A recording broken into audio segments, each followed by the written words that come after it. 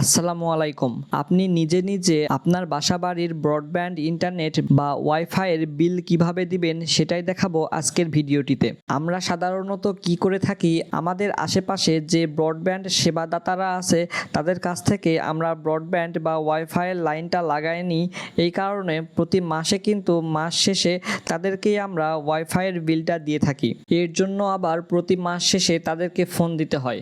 দেখা গেল আজকে ওয়াইফাইয়ের মেয়াদ শেষ, কালকে থেকে আর নেট চলতেছে না। তারপরে কি করতে হয়, আমাদের যে লোকাল ব্রডব্যান্ড সার্ভিস দাতারা আছে তাদের কাছে ফোন দিতে হয়, দেন তাদেরকে যে ওয়াইফাইয়ের বিল সেটা দিতে হয়, তারপরে তারা লাইনটা চালু করে দেয়। কাজটি একটু ঝামেলার, কারণ এখানে আপনাকে অন্যের উপর নির্ভরশীল হতে হচ্ছে। কিন্তু এখন আমি দেখাবো কিভাবে আপনি নিজে নিজে আপনার মোবাইল থেকেই আপনার বাসাবাড়ির ওয়াইফাই বা ব্রডব্যান্ড ইন্টারনেটের বিল পেমেন্ট করতে পারবেন। শুধুমাত্র কয়েক মিনিট লাগবে কাজটি করতে, তাই এই ভিডিওটি না টেনে সম্পূর্ণ ভিডিওটি দেখুন। প্রথমে আমি আমার মোবাইল থেকে ক্রোম ব্রাউজারে চলে আসলাম। এখানে একটি কথা আপনাদের বলে রাখি, আপনি যদি আপনার বাসাবাড়ির ব্রডব্যান্ড ইন্টারনেটে রিচার্জ করতে চান তাহলে কিন্তু আপনি যে সেবাদাতা প্রতিষ্ঠানের ব্রডব্যান্ড ইউজ করতেছেন তাদের কাস্টমার আইডি লাগবে। মনে করুন আমি আইসিসির ব্রডব্যান্ড ইন্টারনেট ইউজ করতেছি, তাহলে আমার আইসিসির যে কাস্টমার আইডি সেটা কিন্তু লাগবে। এখন প্রশ্ন হলো যে আপনি আপনার আইসিসির কাস্টমার আইডি কোথায় পাবেন? আইসিসি কি করে, প্রতি মাসের শেষে 1 তারিখের আগের দিন তাদের প্রত্যেকটি গ্রাহককে একটি করে এসএমএস পাঠায়। এসএমএসে তারা জানিয়ে দেয় যে আগামীকাল বা আগামী পরশু আপনার ইন্টারনেটের মেয়াদ শেষ হয়ে যাবে, এই কারণে আপনাকে রিচার্জ করতে হবে। তারা যে এসএমএসটি পাঠায় সেই এসএমএসেই কিন্তু তারা কাস্টমার আইডি দিয়ে দেয়। এখন এখানে আরেকটি প্রশ্ন আছে, যদি আপনি এইরকমভাবে আপনার কাস্টমার আইডি কালেক্ট করতে না পারেন, অর্থাৎ আপনার কাছে যদি কোনো এসএমএস না আসে, তাহলে আপনি কাস্টমার আইডি কোথায় পাবেন? কোনো সমস্যা নাই, এই কারণেই আমি আসি। চলুন এখন তাহলে দেখাই কিভাবে আপনি এই কাস্টমার আইডিটি পাবেন। প্রথমে আমি ক্রোম ব্রাউজারে এসে আইসিসি ইন্টারনেট লগইন লিখে সার্চ করব। তাহলে প্রথমেই দেখুন আইসিসি কাস্টমার পোর্টালের একটি লিঙ্ক চলে আসবে। এই লিঙ্কটি ভালো করে লক্ষ্য করুন। এই লিঙ্ক অ্যাড্রেস হলো portal.iccbd.com। এখন আমি এই লিঙ্কে ক্লিক করব। তারপরে দেখুন এই রকমের একটি সাইন ইন পেজ আসবে।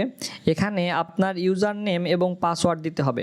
এই ইউজার নেম এবং পাসওয়ার্ড আপনি যখন আপনার ব্রডব্যান্ড লাইনটি নিয়েছিলেন, আপনার এলাকার যে স্থানীয় ব্রডব্যান্ড সেবাদাতা প্রতিষ্ঠান আছে তার কাছ থেকে, তারাই কিন্তু আপনার বাসার লাইন দেওয়ার সময় এইখানে আপনার ইউজার নেম বা কাস্টমার আইডি আর পাসওয়ার্ড একটি সেট করে দিয়েছিল। তারা কিন্তু লাইনটি সংযোগ দেওয়ার পরে সেই ইউজার নেম এবং পাসওয়ার্ড দিয়ে যায়, যাতে পরবর্তীতে কোনো সমস্যা হলে আমরা এখানে লগ ইন করতে পারি।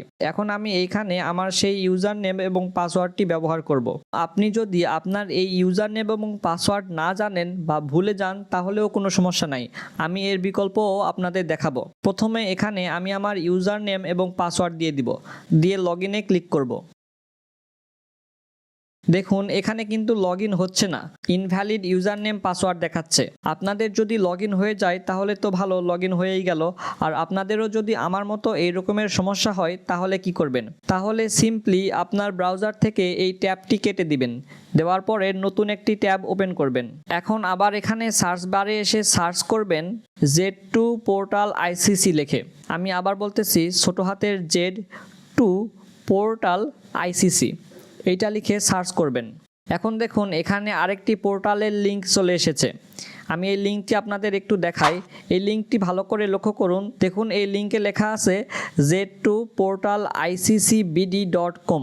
এখন আপনারা এই লিঙ্কে ক্লিক করবেন। এই লিঙ্কে ক্লিক করলেও আগের মতো একটি পেজ ওপেন হবে। এখন এখানে আবার আমি আমার ইউজার নেম এবং পাসওয়ার্ডটি দিয়ে দিব।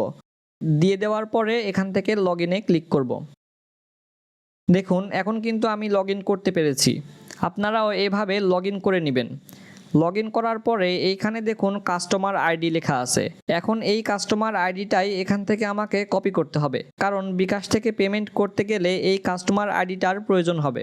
ওকে, এখন আমি এখান থেকে কাস্টমার আইডিটা কপি করে নিব বা কোথাও লিখে নিব।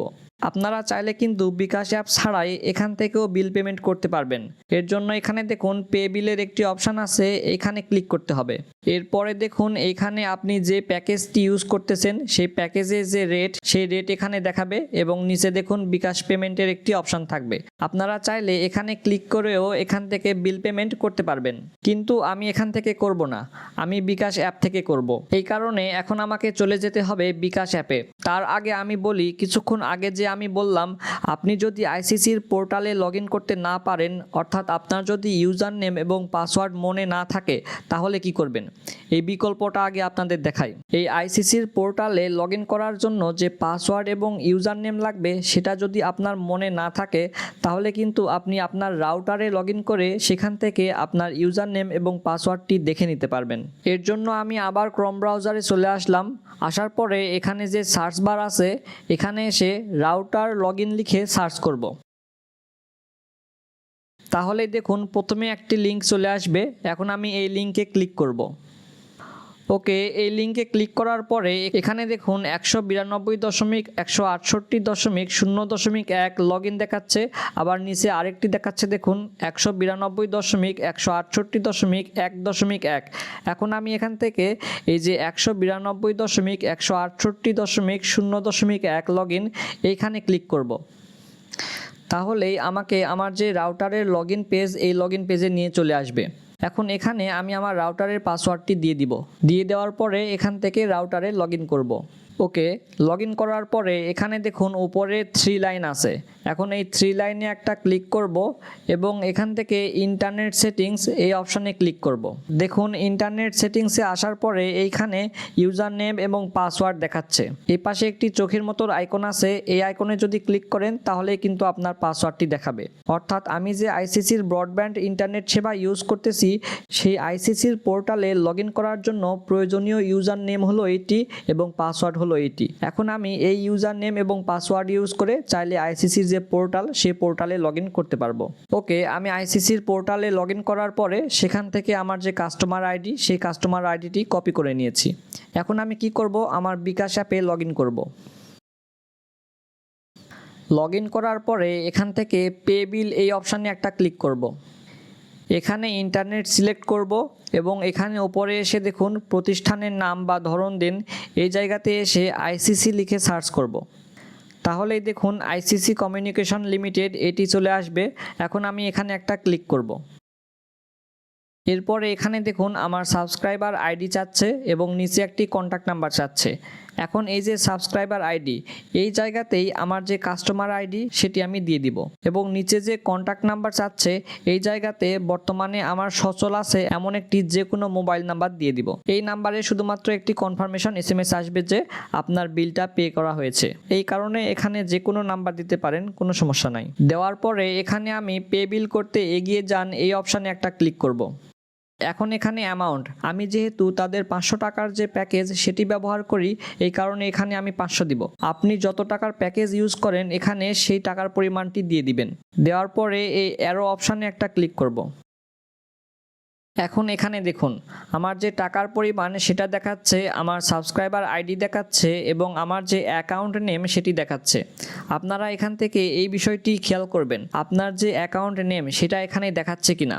যদি আপনার এখানে অ্যাকাউন্ট নেম ঠিক থাকে তাহলে সবকিছু ঠিকঠাক আছে। এখন পরের ধাপে যেতে ট্যাপ করুন, এই অপশানে একটা ক্লিক করব।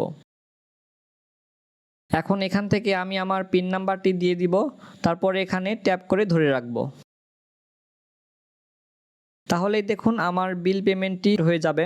এরকমভাবে আমার কাছে একটি মেসেজ এসেছে এবং একটি নোটিফিকেশনও এসেছে। এখান থেকে আমি পরবর্তী অপশানে ক্লিক করব এবং এখান থেকে আমি হোমে ফিরে যাই, এই অপশানে ক্লিক করে হোমে চলে যাব।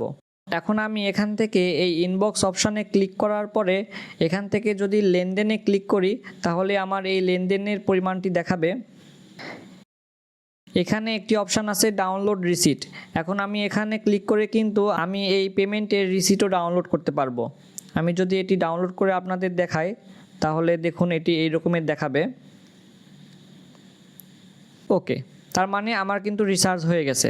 এখন আমি কয়েক সেকেন্ড অপেক্ষা করলেই কিন্তু আমার ইন্টারনেট সংযোগটি চালু হয়ে যাবে। দেখুন, আমার ইন্টারনেট সংযোগ চালু করার জন্য কিন্তু কাউকে ফোন দিতে হলো না, কোনো কিছুই করতে হলো না। অর্থাৎ আমার ইন্টারনেট যদি রাত 12টা বা 1টার পরেও বন্ধ হয়ে যায়, তাহলে কিন্তু কাউকে ফোন করে আর ইন্টারনেট চালু করার জন্য রিকোয়েস্ট করতে হবে না। আমার যদি মন চায় তাহলে আমি রাত 1টা, 2টা বা 3টা, 4টার দিকেও এখান থেকে রিসার্চ করে সঙ্গে সঙ্গে আমার ইন্টারনেটের যে লাইন সেটি চালু করতে পারবো। আজকের ভিডিওটি এই পর্যন্তই। ভিডিওটি যদি ভালো লাগে তাহলে ভিডিওতে একটি লাইক করবেন আর আমাদের এই চ্যানেলটি সাবস্ক্রাইব করে সাথেই থাকবেন। এতক্ষণ সাথে থাকার জন্য সবাইকে ধন্যবাদ।